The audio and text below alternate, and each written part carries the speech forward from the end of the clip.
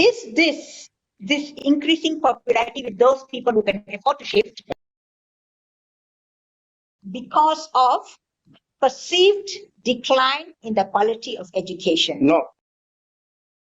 Yeah. First, because there's opportunity to establish the international and also the Chinese school.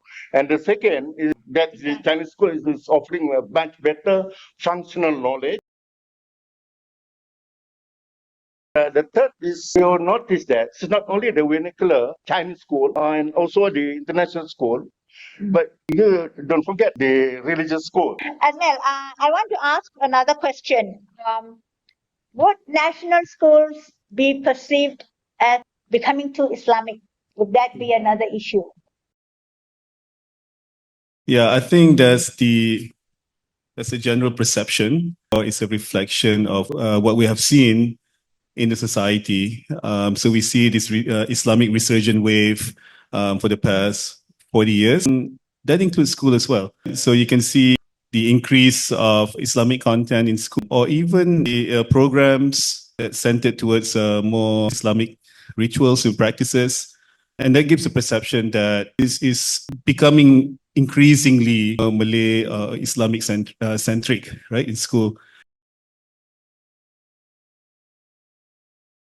There's also demands from Malay parents, when they send their kids to national school, for their kids to be taught these Islamic subjects beyond the basic subject that we have. It's in a way for parents to delegate the responsibility of providing the Islamic education privately from home to the school. So it becomes the responsibility of the school now to provide that, right? So, and that puts the burden on national school. You cannot have the supply without the demand, right? It has that effect as well, to turn off, those who might not be open, to, they say that, national school should be more inclusive.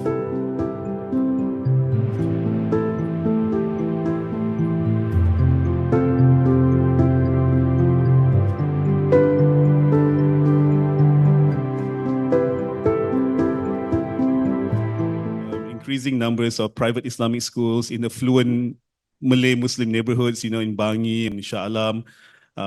They are looking for the best of both worlds, secular education and also Islamic education. Their kids actually, when they go to university, they don't, do Islamic studies. They study all this, engineering, medicine, right? But they also become good Muslims, right? Because they have this grounding.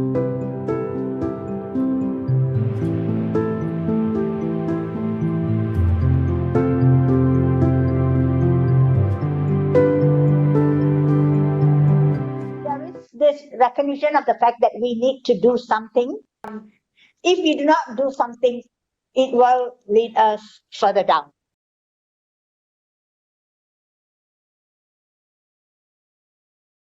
Just go back to numbers. We're talking about 420 teachers, 80,000 administrators. That's 500,000. So they are recruiting a lot of people. But we have not prepared them well enough. The nature of our society has changed. The economy has changed. Once upon a time, you tried to become a lawyer, an engineer, perhaps a politician, and a teacher. Today, it's choice number 20, maybe even 30, because you wanted to become now maybe a stockbroker, a chef, influencer, computer scientist. There are all these other options. You don't even choose, to become a teacher. You are assigned. You cannot get into a university. You have to do education.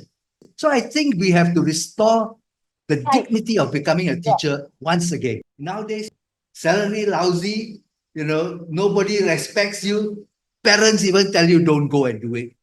And maybe you end up not being able to marry anybody. No status in becoming a teacher anymore. So this is one point I want to make. The second point is about, I think, in the Malaysian education blueprint that Professor Konting himself was involved in, one of the most exciting recommendations there is that we must decentralize. But I think what has happened in Malaysia is not a decentralization process, which is accompanied by devolution of powers to the lower levels, but actually is what in political science we call deconcentration. So Putrajaya, New Delhi, Washington makes all the decisions, and then you get the district education office to implement it, And so they have no room to maneuver. They're not able to actually accommodate their own circumstances of that particular area. You still have to follow the guidelines of the center. The whole trend in the region, and this includes countries which are not federal. We're talking about Philippines, Indonesia, Vietnam, all of them are decentralizing. Malaysia, which is federal, is actually the reversing, is doing the reverse. We're actually doing the reverse because of Dasar Ekonomi Baru.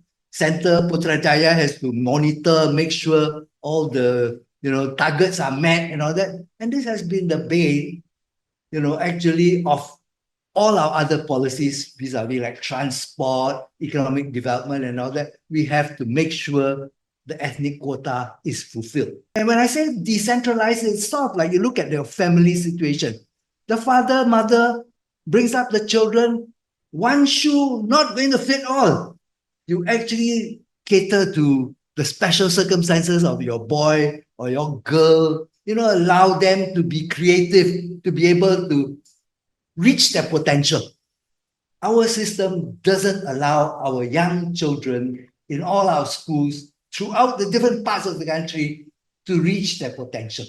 And if you want to restore the excellence in our education system, we need the young people to be with us. Maybe we don't have the capacity, but we have to, you're going to learn to swim, you have to dive into the pool.